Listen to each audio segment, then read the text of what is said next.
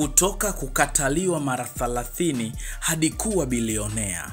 Karibu mtazamaji wa Mwambani TV, na leo ninakuletea simulizi ya safari ya ajabu ya Jack Ma.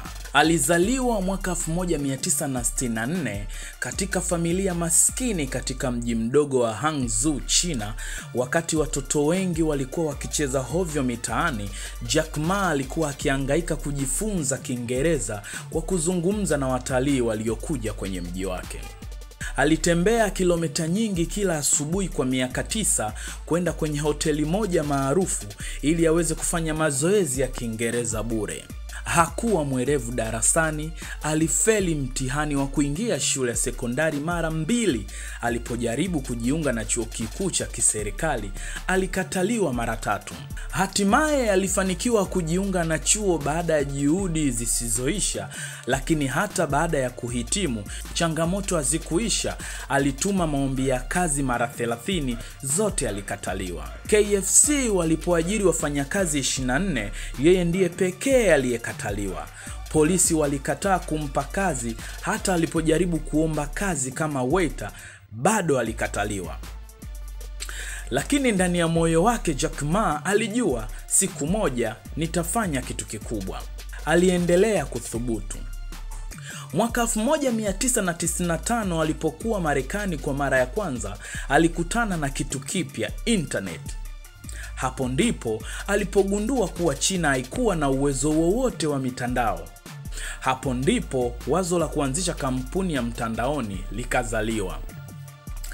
Aliporudi nyumbani, alianza kampuni yake ya kwanza, ilifeli, akaanzisha ya pili, ikafeli tena. Familia na marafiki wake walimwambia, achana na hii ndoto yako ya kipuuzi, lakini hakuacha.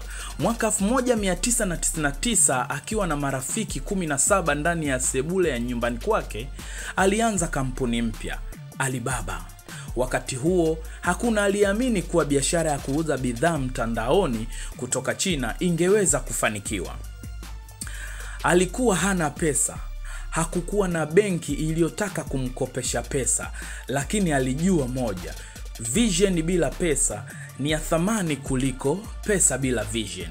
Leo hii Alibaba ni moja ya makampuni makubwa zaidi duniani. Jack Ma, mtu ambaye alikataliwa kila kona, amekuwa mmoja wa matajiri wakubwa duniani. Hakuiacha ndoto yake hata dunia ilipomwambia haiwezekani. Kwa mujibu wa Bloomberg, hadi Machi 7 mwaka 2025, Jack Ma alikuwa na utajiri wa dola bilioni 40.3, akishika nafasi ya 39 duniani kwa utajiri. Katika orodha ya matajiri wa China, Jack Ma alishika nafasi ya 7 kwa utajiri wa dola bilioni 28.57. Kukataliwa si mwisho wa ndoto, kushindwa si laana. Mapito ni sehemu ya safari ya mafanikio. Ukiwa na ndoto, uthubutu na moyo usiokata tamaa, dunia haina budi kukusikiliza. Mimi naitwa Daudi Pangaya, unaweza ukaniita Dapambe TZA, na hii ni Mwambani TV.